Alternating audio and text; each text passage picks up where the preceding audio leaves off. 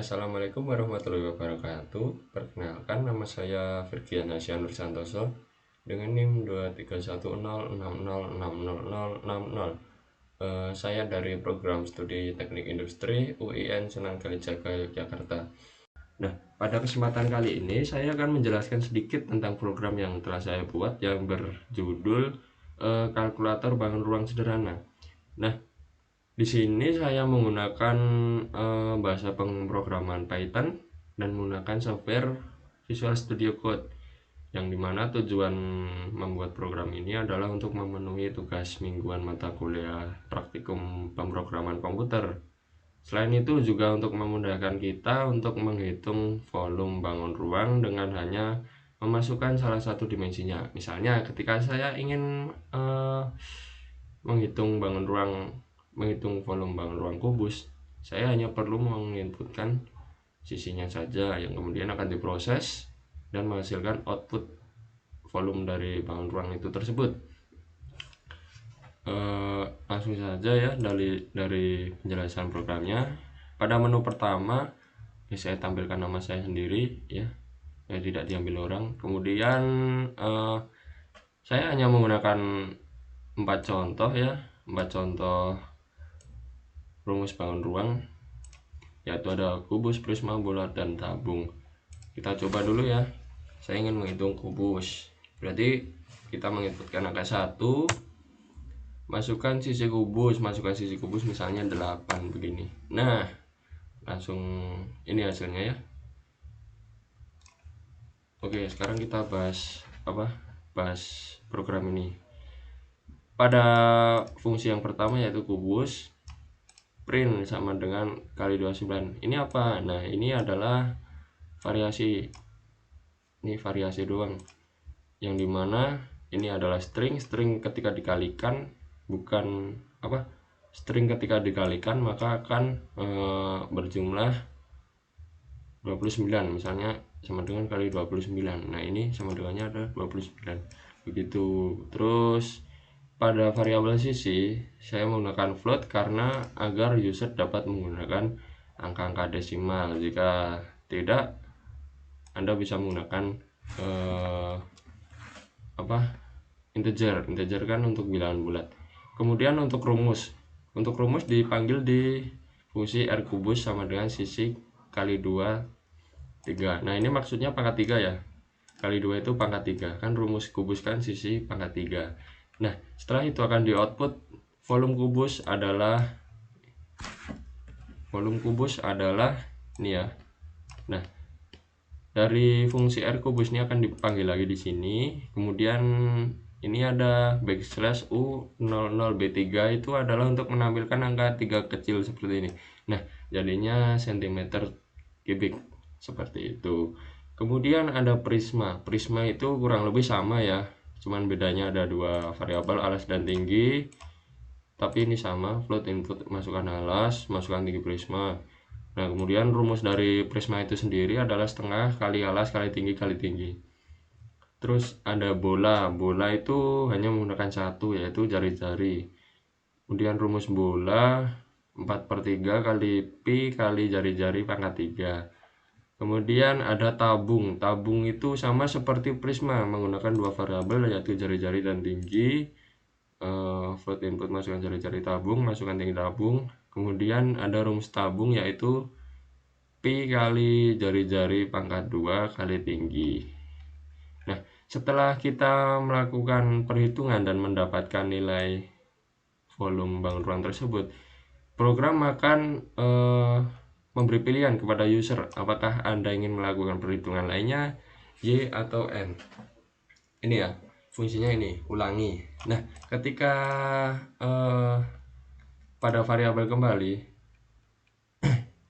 ini ada backslash n adalah untuk memindah ini. Jadi dia menurunkan 1 baris. Kan harusnya ini lainnya itu ada di sampingnya sini. Tapi saya merasa kepanjangan jadi saya turunkan lagi.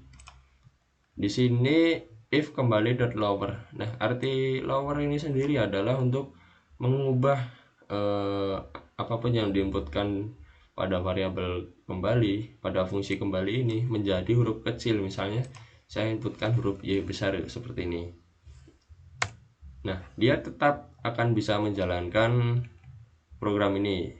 Kan ketika kita menginputkan Y, dia akan memanggil fungsi menu, yang dimana menu ini adalah interface awal dari program ini. Kemudian else ini untuk keluar. Sebenarnya sebentar, kita coba lagi 1. Nah, sebenarnya kita ini tidak harus menginputkan N untuk keluar, kita juga bisa J. Nah, udah keluar kan. Terus oh ya, jika kita ingin menggunakan N, kita buat lagi seperti ini, elif